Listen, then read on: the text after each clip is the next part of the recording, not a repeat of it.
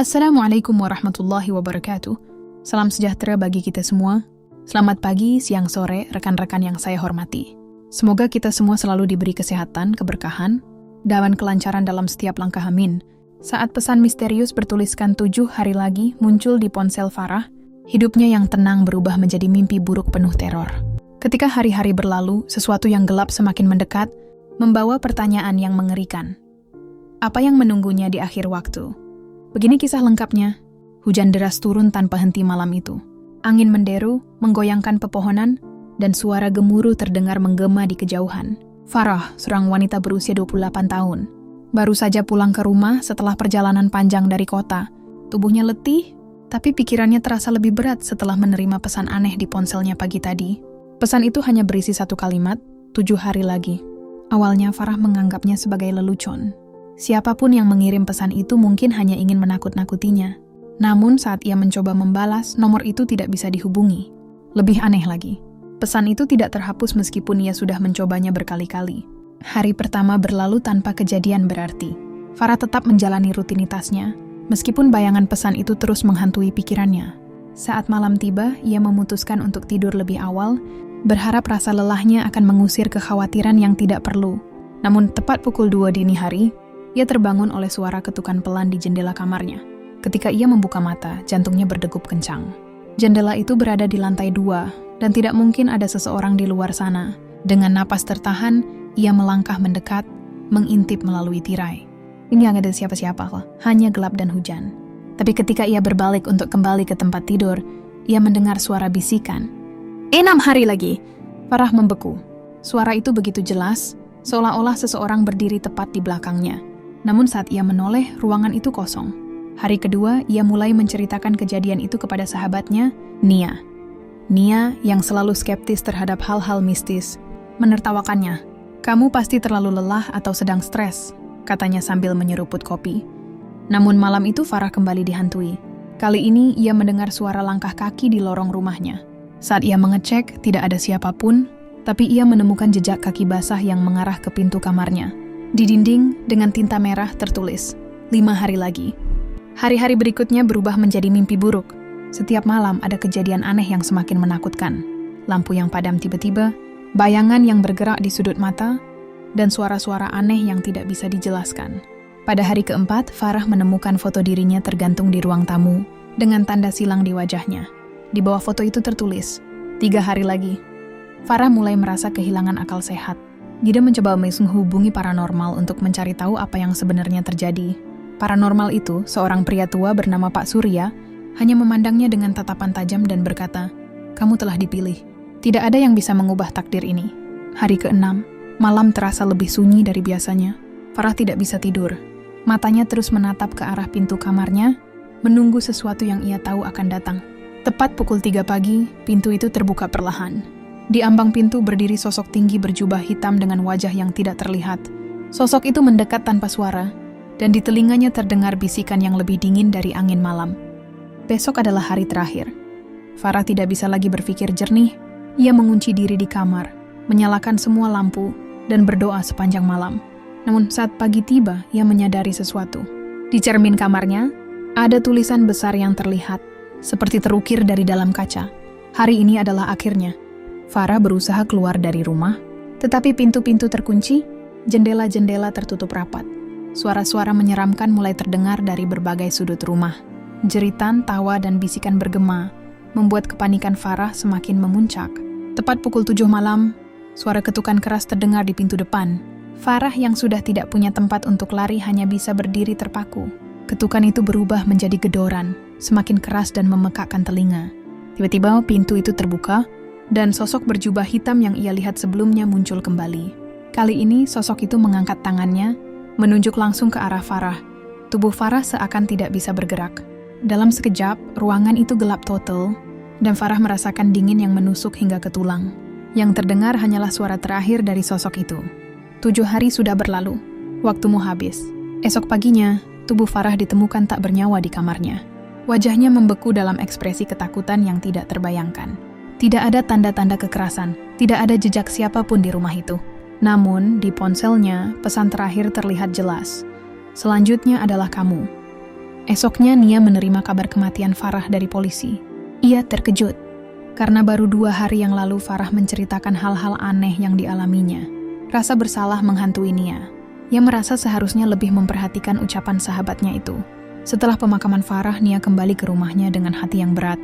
Di malam yang sunyi, ia memutuskan untuk membuka ponsel Farah yang telah diberikan kepadanya oleh keluarga sahabatnya. Ada rasa ragu, tapi dorongan untuk mencari tahu apa yang sebenarnya terjadi lebih kuat.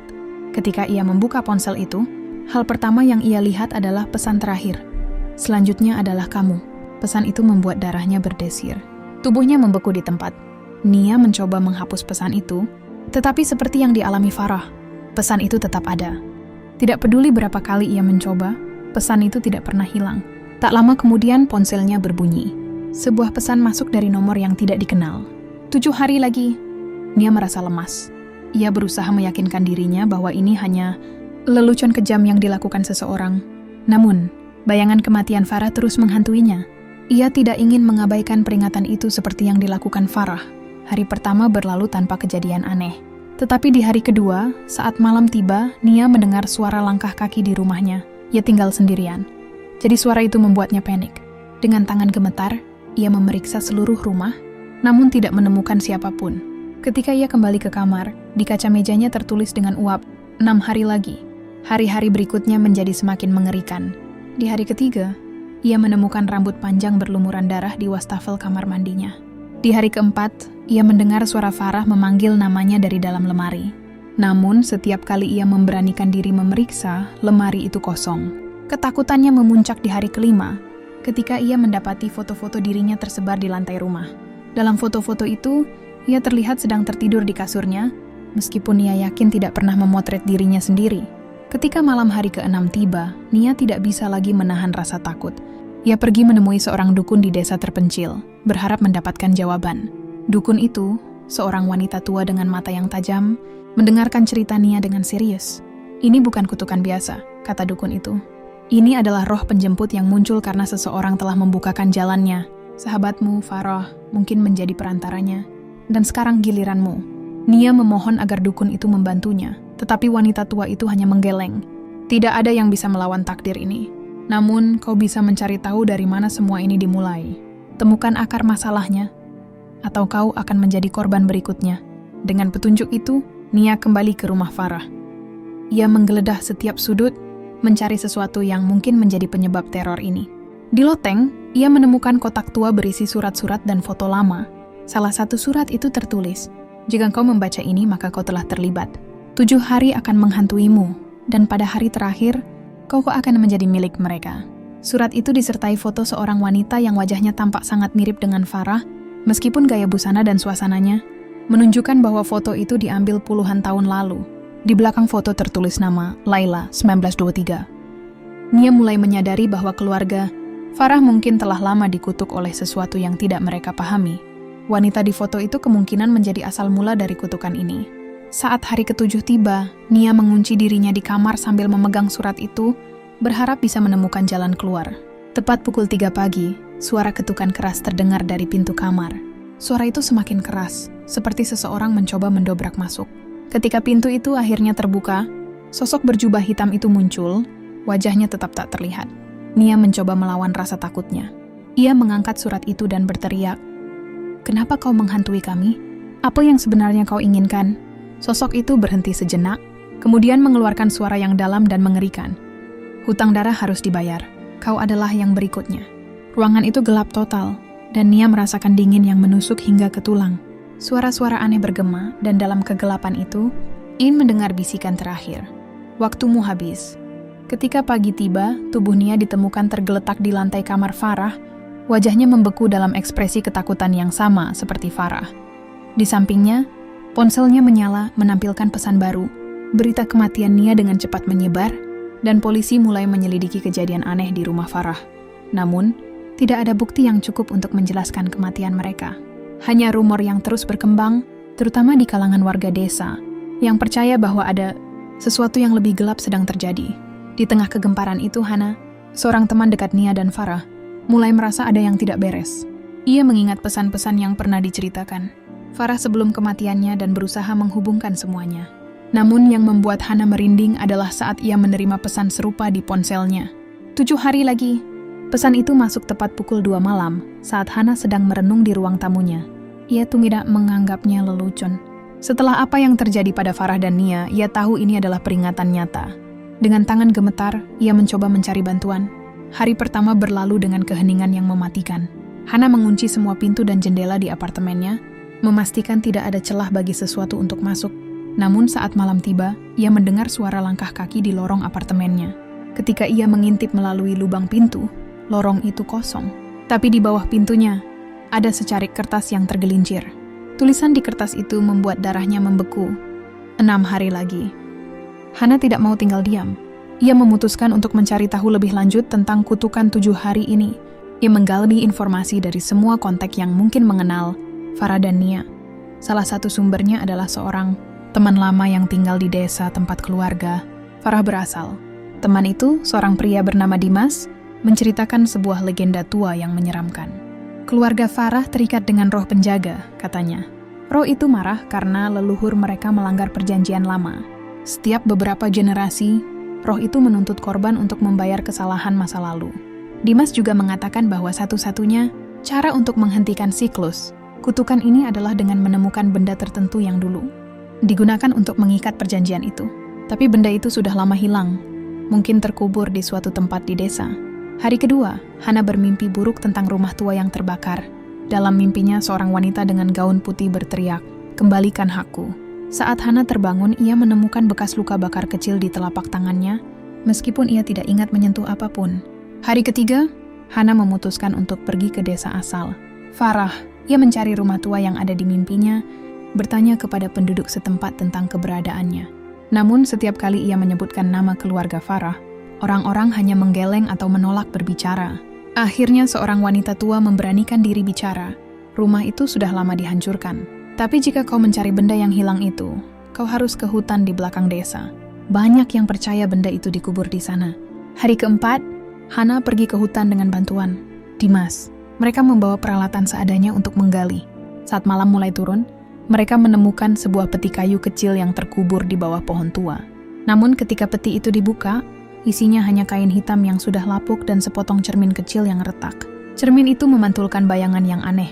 Saat Hana menatapnya, ia melihat sosok berjubah hitam berdiri di belakangnya. Ia berteriak dan menjatuhkan cermin itu, tetapi bayangan itu tidak hilang. Sebaliknya, suara berbisik menggema di telinganya. 3 hari lagi. Hari kelima, Hana membawa cermin itu ke seorang paranormal di kota. Paranormal itu, seorang pria tua bernama Pak Rahmat, terlihat sangat terguncang saat melihat cermin tersebut. Ini bukan benda biasa, katanya. Ini adalah alat yang digunakan untuk memanggil roh penjaga. Jika kau ingin menghentikan ini, kau harus mengembalikannya ke tempat asalnya dan melakukan pemutusan perjanjian. Hari ke-6, Hana kembali ke desa bersama Dimas. Mereka pergi ke lokasi rumah tua, keluarga Farah yang sekarang menjadi tanah kosong. Dengan membaca mantra yang diberikan Pak Rahmat, Hana mencoba mengembalikan cermin itu ke tanah. Namun saat ia mulai melafalkan kata-kata itu, angin kencang tiba-tiba berhembus, dan sosok berjubah hitam muncul di hadapan mereka. Sosok itu mendekat, suaranya menggelegar. "Waktumu hampir habis. Kau tidak bisa melawan ini." Hana, meskipun ketakutan, terus melafalkan mantra itu. Cermin di tangannya mulai bergetar, dan suara jeritan terdengar di udara. Sosok itu mencoba meraih Hana, tetapi Dimas berdiri di depannya, mencoba melindunginya. Tepat pukul tengah malam, cermin itu retak dan hancur menjadi debu. Sosok berjubah hitam menghilang dengan teriakan terakhir yang memekakkan telinga. Hari ke-7, Hana terbangun di rumah Dimas. Ia merasa lega karena teror itu telah berakhir. Namun saat ia memeriksa ponselnya, ada satu pesan baru. Siklus ini tidak pernah berakhir. Hana menatap pesan itu dengan wajah pucat. Tangannya gemetar saat ia mencoba memahami maksudnya. Bukankah semuanya telah selesai? Bukankah ia sudah menghancurkan cermin dan memutuskan kutukan? Namun, pesan singkat itu mengisyaratkan bahwa ancaman belum benar-benar berlalu. Dimas, yang juga membaca pesan tersebut, mencoba menenangkan Hana. Mungkin ini hanya sisa-sisa dari kutukan itu. Kita sudah melakukan yang terbaik. Jangan biarkan ini menguasai pikiranmu. Namun malam itu, Hana kembali bermimpi buruk. Ia melihat sosok berjubah hitam berdiri di tengah hutan. Wajahnya masih tak terlihat. Tapi kali ini ia mendengar suara yang lebih jelas. "Kalian membebaskanku, tapi siklus ini akan terus berlanjut." Ketika Hana terbangun, ia menyadari sesuatu.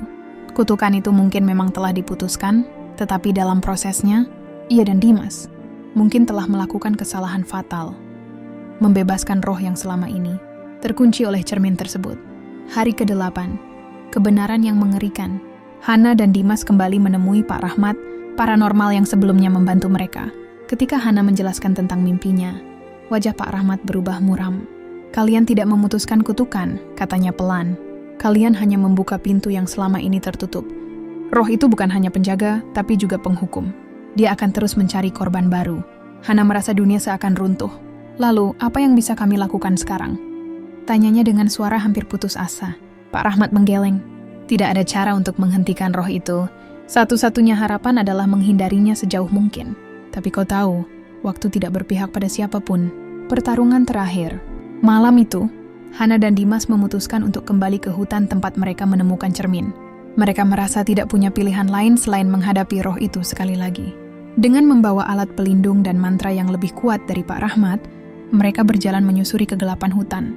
Di tengah hutan, angin kencang tiba-tiba berhembus dan pohon-pohon seakan bergerak dengan sendirinya. Sosok berjubah hitam muncul di depan mereka, kalangin lebih besar dan lebih menyeramkan. Suaranya menggema seperti ribuan jeritan. "Kalian adalah bagian dari siklus ini. Tidak ada yang bisa mengubahnya." Hana memegang erat jimat di tangannya, melafalkan mantra yang diberikan Pak Rahmat. Namun roh itu hanya tertawa. "Mantra kalian tidak berguna. Aku bebas dan waktuku tidak terbatas." Dimas, dengan keberanian yang tersisa, mencoba menyerang roh itu menggunakan pisau yang telah diberkati. Pisau itu menembus tubuh roh, tetapi tidak memberikan efek apapun. Sebaliknya, roh itu semakin mendekat, dan Dimas terlempar ke tanah dengan kekuatan tak terlihat. Hana yang hampir kehilangan harapan, tiba-tiba teringat pada surat tua yang ia temukan di rumah Farah. Ia mengeluarkan surat itu dari sakunya dan membacanya keras-keras. Kata-kata dalam surat itu tampaknya membuat roh itu berhenti sejenak. "Ini adalah perjanjianmu," Hana berkata dengan suara gemetar. "Kau terikat dengan keluarga Farah, tapi kau tidak punya hak atas orang lain." Roh itu mengeluarkan suara menggelegar, seolah-olah marah karena rahasianya diungkapkan. "Perjanjian itu telah dihancurkan oleh mereka. Aku bebas memilih siapapun sekarang." Namun, sebelum roh itu bisa menyerang, tanah di sekitar mereka mulai bergetar. Pohon-pohon di hutan seakan hidup, mengelilingi roh itu. Dari tanah, cahaya terang muncul, menyelimuti sosok berjubah hitam tersebut. Teriakan roh itu menggema, lalu perlahan-lahan menghilang dalam cahaya itu. Hana dan Dimas terjatuh ke tanah, napas mereka terengah-engah.